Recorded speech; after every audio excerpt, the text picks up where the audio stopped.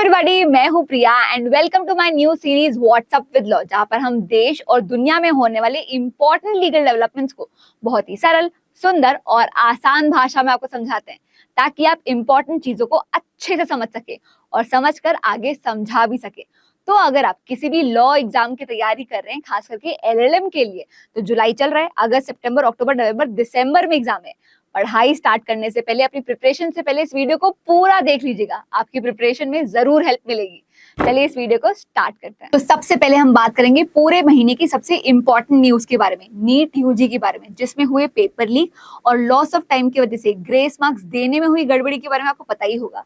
अब इस किस्से में इंपॉर्टेंट है इस पिटिशन के बारे में जानना, जो सुप्रीम कोर्ट में फाइल की गई थी नीट यूजी एग्जाम को कैंसिल करवा के फ्रेश री एग्जामिनेशन के लिए, जिस पर सुप्रीम कोर्ट ने सेंटर और नेशनल टेस्टिंग एजेंसी को नोटिस भेजा है और उनसे रिप्लाई मांगा है।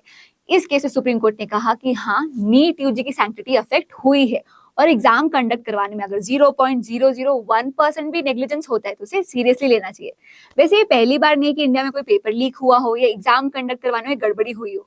लास्ट 5 सालों में ही 15 स्टेट्स में 40 से ज्यादा पेपर लीक्स हुए, जिससे 1.5 करोड़ एस्पिरेंट्स से सफर किया है। और इसी प्रॉब्लम को सॉल्व करने के लिए सेंटर लेके आई है द पब्लिक एग्जामिनेशंस एक्ट। ये देश का पहला ऐसा लॉ है जो नेशनल लेवल पर पब्लिक एग्जामिनेशंस में अनफेयर मींस यूज करने वालों को पनिश करता है। इस एक्ट के अंदर क्वेश्चन पेपर लीक करना, आंसर पेपर लीक करना, फेक एडमिट कार्ड डिस्ट्रीब्यूट करना, या अगर इनमें से कोई भी एक्टिविटी करते हुए अगर आप पकड़े जाते हो तो 3 से 5 साल की सजा और 10 लाख का फाइन दिया गया है। इस एक्ट को फरवरी में ही पास कर दिया गया था, पर इसे इंप्लीमेंट करने की ग्रीन लाइट मिली 21 जून को। अच्छी बात यह है कि इस एक्ट के अंदर सर्विस प्रोवाइडर्स को भी पनिश किया गया है। सर्विस प्रोवाइडर्स मतलब ऐसा कोई भी इंडिविजुअल, एजेंसी या ऑर्गेनाइजेशन जो पब्लिक एग्जामिनेशन कंडक्ट करवाने में एंगेज्ड है, अगर उनसे कोई भी गड़बड़ी होती है या पता है कि गड़बड़ी हो रही है और वो रिपोर्ट नहीं करते तो 1 करोड़ तक की फाइन दी गई है। नेक्स्ट हम बात करते हैं बिहार के 65% रिजर्वेशन की। तो बात है नवंबर 2023 की, जब बिहार गवर्नमेंट ने ये नोटिफिकेशन निकाला जिसके अकॉर्डिंग गवर्नमेंट जॉब्स और एजुकेशनल इंस्टीट्यूशंस में जो रिजर्वेशन है उसे 50% से बढ़ाकर 65% कर दिया गया था।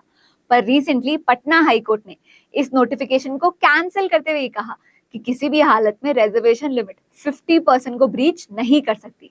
इस पॉइंट पे जरूरी है 1992 का इंदिरासानी वर्सेस यूनियन ऑफ इंडिया के जजमेंट के बारे में बात करना, जिसमें पहली बार रिजर्वेशन में 50% की सीलिंग लिमिट को इंट्रोड्यूस किया गया था। मतलब सारे रिजर्वेशंस इन टोटलिटी 50% की जो लिमिट है उसे ब्रीच नहीं कर सकते, इसकी बात की गई थी। तो 2021 में भी इसी तरीके से सुप्रीम कोर्ट ने महाराष्ट्र के एक लॉ को अनकॉन्स्टिट्यूशनल डिक्लेयर किया था, जब उन्होंने मराठास के लिए एक न्यू रिजर्वेशन इंट्रोड्यूस किया था, जिसके बाद महाराष्ट्र का टोटल रिजर्वेशन कोटा 68% तक पहुंच गया था। तो ऐसे ही कुछ महाराष्ट्र में मराठास के लिए, हरियाणा में जट्स के लिए, गुजरात में पटेल्स के लिए और आंध्र प्रदेश में कप्पूस के लिए रिजर्वेशन के मामले चल रहे हैं। इसके बाद इंडिया के 3 बड़े स्ट्रक्चर्स, हमारे 3 क्रिमिनल लॉज को इन 3 नए क्रिमिनल लॉज ने रिप्लेस किया है, जो 1 जुलाई से एनफोर्स हो जाएंगे। ये जो नए क्रिमिनल लॉज है ये पनिशमेंट की जगह जस्टिस पर फोकस करते हैं। और भी बहुत सारे चेंजेस हैं, जैसे mob lynching, cheating, fake promise to marry, terrorism. ये कुछ ऐसे क्राइम्स है ये तो ऐड किए गए हैं, ये जिनकी पनिशमेंट बढ़ाई गई है। फिर community service as a punishment को ऐड किया गया है। तो इन नए लॉज को अगर आप नए तरीके से पढ़ना, सीखना और समझना चाहते हैं तो you can subscribe to our brand new course on 3 new criminal laws, जिसमें हमने शुरू से शुरुआत की है। जैसे कि जो पुराने लॉज है इन्हें क्यों पास किया गया था, इनके लैंडमार्क केसेस कौन कौन है, इनके रीसेंट डेवलपमेंट्स क्या थे, इन पुराने लॉज में ऐसी क्या शॉर्टकमिंग्स आ गई थी कि इन्हें अमेंड नहीं किया गया, सीधा सीधा 3 नए लॉज ला दिए गए।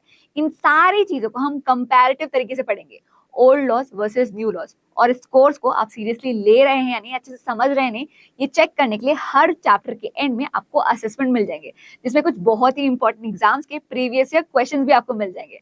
तो नए लॉज को नए तरीके से समझने के लिए do check out our brand new course on 3 new criminal laws.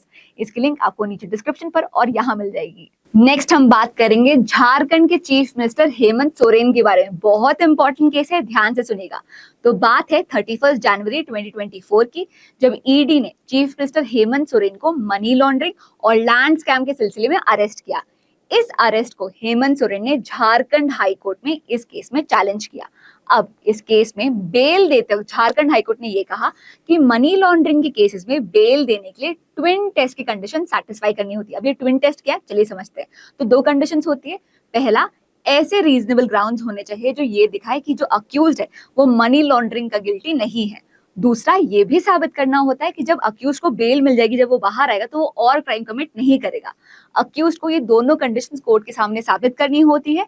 और ये जो ट्विन कंडीशंस है, ये जो ट्विन टेस्ट है, ये पीएमएलए एक्ट के सेक्शन 45 के अंदर दी गई है। अभी फिलहाल सिचुएशन ये है कि हेमंत सोरेन को बेल मिल चुकी है, उन्होंने फिर से ओथ ले ली और वो फिर से बन गए हैं झारखंड के चीफ मिनिस्टर। वैसे क्या आपको पता है कि शैडो प्राइम मिनिस्टर किसे कहते हैं? लीडर ऑफ ऑपोजिशन को। क्योंकि इन केस गवर्नमेंट रिजाइन कर देती है या फ्लोर टेस्ट में फेल हो जाती है, तो लीडर ऑफ ऑपोजिशन रेडी होते हैं एडमिनिस्ट्रेशन को टेक ओवर करने के लिए। तो फाइनली लोकसभा में 10 साल बाद लीडर ऑफ ऑपोजिशन की सीट वेकेंट नहीं रहेगी, क्योंकि नए लीडर ऑफ ऑपोजिशन बने हैं राहुल गांधी। पिछले 10 साल से ये पोस्ट वेकेंट इसलिए थी क्योंकि किसी भी पार्टी के पास 10% of the total seat of the house नहीं आई थी। ये जो रिक्वायरमेंट है, ये इस पोस्ट को अक्वायर करने के लिए जरूरी है। लीडर ऑफ ऑपोजिशन को Z+ सिक्योरिटी मिलती है और ये ऑर्डर ऑफ प्रेसिडेंस में 7th पोजीशन पर आते हैं। नेक्स्ट है एडवोकेट्स के लिए 2 अच्छी खबरें। पहला, देखो ये चीज तो आपको और मुझे दोनों को ही पता है कि इंडिया में बहुत सारे लोग लिटिगेशन सिर्फ इसलिए एंटर नहीं करते क्योंकि इनिशियल इयर्स ऑफ प्रैक्टिस में स्टाइपेंड या पेमेंट के नाम पे कुछ भी नहीं मिलता। यहाँ तक कि लोग अपना कॉस्ट ऑफ लिविंग भी नहीं निकाल पाते। ऐसे में मद्रास हाईकोर्ट ने इस केस में पुडुचेरी और तमिलनाडु बार काउंसिल के सीनियर एडवोकेट्स और एडवोकेट से ये कहा है कि वो जूनियर एडवोकेट जो उनके साथ काम कर रहे हैं, उन्हें 15 से 20 हजार की स्टाइपेंड दे ही दे। कोर्ट ने कहा है कि इस अमाउंट को स्टेट की कॉस्ट ऑफ लिविंग और एक्सपेंडिचर कॉस्ट को देखते हुए फिक्स किया गया है। दूसरी खबर है कर्नाटका से। तो कर्नाटका गवर्नमेंट ने पास किया है prohibition of violence against advocates act. ये एक्ट कहता है कि वायलेंस अगेंस्ट एडवोकेट्स को रोकना चाहिए और उन्हें बेटर प्रोटेक्शन प्रोवाइड करनी चाहिए ताकि वो अपनी प्रोफेशनल सर्विसेज बिना किसी डर के प्रोवाइड कर सके। इस एक्ट के हिसाब से वायलेंस का मतलब होगा एडवोकेट को अपनी ड्यूटी परफॉर्म करने से रोकना, बॉडीली हार्म पहुंचाना, लाइफ थ्रेटन करना या उन्हें धमकी देना। अगर कोई भी व्यक्ति एडवोकेट के अगेंस्ट ये सारे ऑफेंसेस कमिट करता है तो 6 महीने से लेकर 3 साल तक की सजा और 1 लाख तक का फाइन इंपोज किया जा सकता है। अगर आप लीगल बैकग्राउंड से हैं तो बताना कि क्या एडवोकेट्स के बेटरमेंट के लिए ये फिक्स स्टाइपेंड वाला केस और ये प्रोहिबिशन ऑफ वायलेंस वाला एक्ट क्या पूरे इंडिया में इंप्लीमेंट करना चाहिए? अगर न्यू लॉस की बात हो रही है तो 125 years old the Indian post office act 1898 को रिपील करके the Indian post office act 2023 को लागू कर दिया गया। इसमें बड़ा चेंज ये है कि ये अब प्राइवेट कुरियर सर्विसेज को भी कवर करेगा, जो पुराना एक्ट नहीं करता था। तो ये थी आज की video on monthly legal updates. अगर आपको आज की वीडियो पसंद आई हो या मेरे पढ़ाने का तरीका पसंद आया तो आप मेरे कुछ कोर्सेज भी चेकआउट कर सकते हैं on constitution of India, jurisprudence and our newly launched course on 3 new criminal laws। बहुत इंपॉर्टेंट सब्जेक्ट है। और कॉम्पिटिटिव एग्जाम के लिए our flagship course on CLAT PG, जहां पर हर रीसेंट केस पर, हर इंपॉर्टेंट टॉपिक पर आपको डिटेल्ड वीडियो मिल जाएगी जिसे आप आराम से अच्छे से समझ सकते हैं। उन टॉपिक्स पर आपको अलग से मॉक्स मिलते हैं, सब्जेक्ट स्पेसिफिक मॉक्स मिलते हैं, analytical overview of the paper मिलता है और हर दिन आप प्रैक्टिस करते रहे। इसलिए हर दिन किसी इंपॉर्टेंट टॉपिक पर या प्रोबेबल केस लॉ पर आपसे क्वेश्चंस पूछे जाते हैं। हर वो चीज मिलती है जो आपकी प्रिपरेशन बेटर करने में या एग्जाम क्रैक करने में आपकी मदद करे। इन कोर्सेज की लिंक आपको नीचे डिस्क्रिप्शन में मिल जाएगी। Do check them out. मैं उम्मीद करती हूँ कि आज की इस वीडियो में आपने कुछ नया सीखा हो। That's it for now. See you in the next class. Bye bye.